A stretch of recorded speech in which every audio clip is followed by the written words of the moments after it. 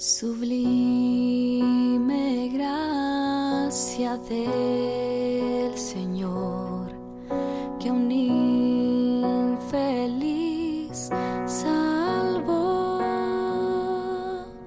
Fui ciego, mas hoy veo yo, perdido y Él me halló. Su gracia me enseñó a temer, mis dudas ahuyentó. Oh, cuán precioso fue a mi ser cuando Él me transformó. De mi maldad me libertó, mi Salvador me rescató,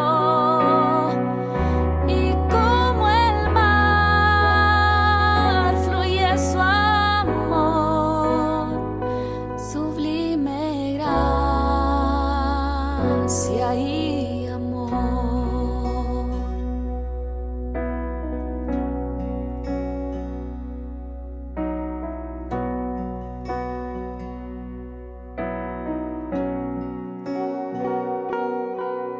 En los peligros y aflicción que yo he tenido aquí, su gracia siempre me libró y me guiará al hogar. De mi maldad me libertó, mi Salvador me rescató, y como el mar fluye su amor, sublime gracia y amor. De mi maldad me libertó, mi Salvador me rescató, y como el mar fluye su amor, sublime gracia y amor.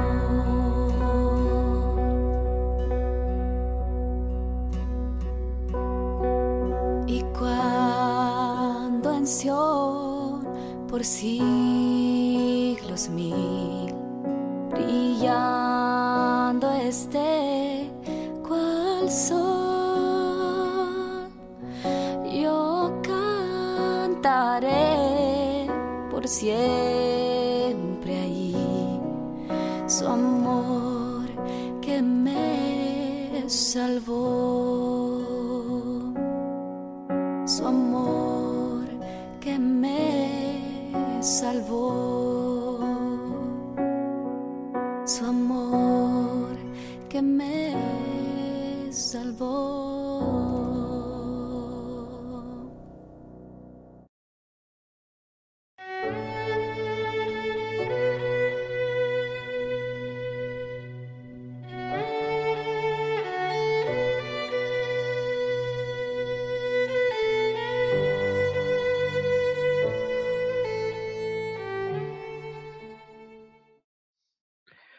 De nuevo, comenzamos una nueva aventura espiritual junto a nuestro Dios. Como cada día, tengo el placer de llegar hasta vuestros hogares con la intención de analizar algunos textos de la palabra de Dios que nos permitan finalizar esta jornada con la preparación espiritual suficiente para ponernos en contacto con nuestro Dios. Por eso, como hacemos todos los días, te invito a que abras la palabra de Dios. Seguimos en el Evangelio de Marcos, en estos encuentros espirituales diarios que el Señor pone a través de la Biblia para nuestra mente y nuestros corazones. La lectura del día de hoy la encontramos en Marcos capítulo 12 del 1 al 12, parábola de los labradores. Me gustaría leer con vosotros el último versículo antes de entrar al estudio de las diferentes partes de esta sección, para que podamos entender, pues, que podamos entender con toda la dimensión a quién va dirigida esta parábola. En el versículo 12 nos dice: y procurando prenderlo porque comprendieron que había dicho la parábola por causa de ellos. Este será el final. Pero ¿cómo llegamos hasta este final? Nos encontramos con, dice, y comenzó a hablarle en parábolas. Esto no es nuevo en el Evangelio, lo hemos visto ya en diferentes ocasiones, y simplemente es una forma que Jesús tenía para explicar verdades absolutas del reino de Dios que tienen que ver con la salvación de la humanidad a través de esas parábolas sacadas de la vida diaria, para que pudieran entender lo que Jesús les estaba diciendo. Un hombre sembró una viña, la rodeó con un muro, cavó un lagar para la prensa de vino y edificó una torre. Entonces se la arrendó a unos campesinos y se fue. Para intentar ver el objetivo de esta primera parte de la parábola, nos habla del acondicionamiento de un terreno particular para que sea productivo. Inclusive le pone una torre desde la cual se puede visionar toda la hacienda para evitar robos, salteadores. Y cuando la tiene toda preparada, la arrendó. La arrendó a unos campesinos como administradores de ella. Cuando la temporada de cosecha llegó, envió a un sirviente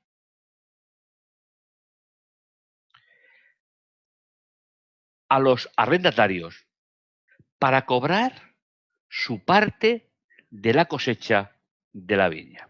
Estamos todavía en la época que se llama de trueque. La inmensa mayoría de las transacciones en Israel no se hacían con dinero efectivo, sino que se hacía con intercambio de lo que tenían. Si eras un carpintero, pues obrabas; si tenías una tierra, pues ofrecías tus productos. Pero, ¿qué pasa con el embajador del dueño que viene simplemente a recoger lo que es suyo, la parte proporcional de la cosecha? Dice, pero ellos lo agarraron, lo golpearon y lo enviaron con las manos vacías. Así comienza un periplo de enviados para que correspondieran con la parte que a ellos tenían por obligación corresponder al propietario. Al primero lo golpean, de modo que mandó otro embajador, otro sirviente, y a este lo golpearon en la cabeza e insultaron. Fijaos en la progresión del insulto. El primero lo golpean, el segundo lo golpean y lo insultan. Y por supuesto se vuelve con las manos vacías. vamos a ver cómo se va endureciendo el trato. Mandó otro embajador y a este lo mataron. Y así con muchos otros. Algunos golpearon y a otros asesinaron. ¿Veis cómo acabo de comentar que hay una progresión en el trato? Y según las leyes de la época, no solo se maltrataba al enviado, sino que se maltrataba directamente al dueño de la vid. Primera parte central. Pero aún tenía una persona, un hijo a quien amaba. Al fin se lo mandó con un mensaje, pensando que a su hijo lo tratarían con respeto. Pero los arrendatarios se dijeron entre sí, este es el heredero.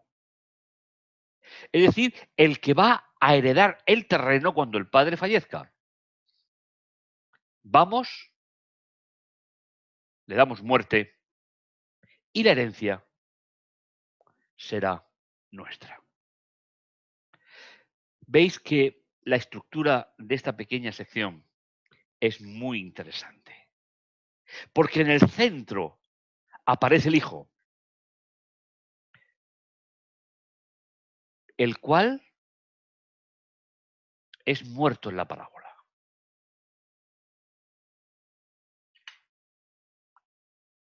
Así que lo prendieron, lo mataron y lo echaron fuera de la viña.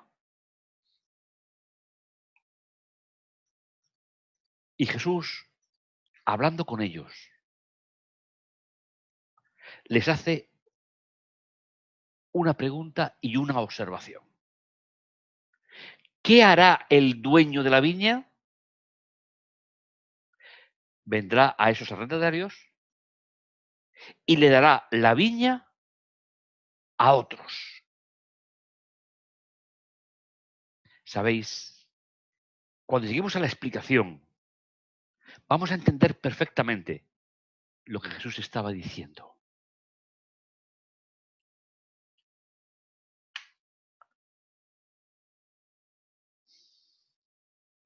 Jesús les dice, ¿no has leído en la Biblia hebrea, Tanaj es como le llamaban ellos, que dice, la misma piedra que desecharon los constructores ha venido a ser la piedra angular? Esto ha venido de Dios y a nuestros ojos es maravilloso, haciendo uso del Salmo 118. Ellos se disponían a arrestarle porque reconocían que la parábola hacía referencia a ellos mismos, pero tenían miedo de la multitud. Y termina diciendo, así que lo dejaron y se marcharon. Mis hermanos, ¿a quién representan en la parábola? A los siervos que fueron enviados. Representan a los profetas, a todo ese grupo de seres humanos entregados a Dios, que estuvieron anunciando la venida del Mesías, venido el cumplimiento del tiempo. Muchos de ellos fueron marginados, muchos de ellos fueron golpeados y muy pocos creídos por el propio pueblo que hoy estaba escuchando al Mesías. El último de los enviados en la parábola, el hijo del dueño, el que venía a heredar la porción del terreno que el padre había arrendado, pero que seguía siendo el propietario. ¿Y qué está anunciando Jesús que harían con él? Jesús se autoanuncia en la parábola como hemos leído, que le darían muerte. E incluso utiliza una cita del Salmo 118 para decir que el que era la piedra angular. ¿Sabéis? Las casas en aquella época no se construían con cimientos, sino que se construían con una gran piedra de donde salían 4 ramas de madera sobre el que se depositaba las paredes de la casa. La permanencia en el tiempo de la casa dependía de la dimensión de la piedra que se enterraba para sacar los 4 ramales hacia las 4 esquinas de la casa. Por eso Jesús dirá, la misma piedra que desecharon los constructores ha venido a ser la piedra angular, sobre la que se deposita todo el edificio.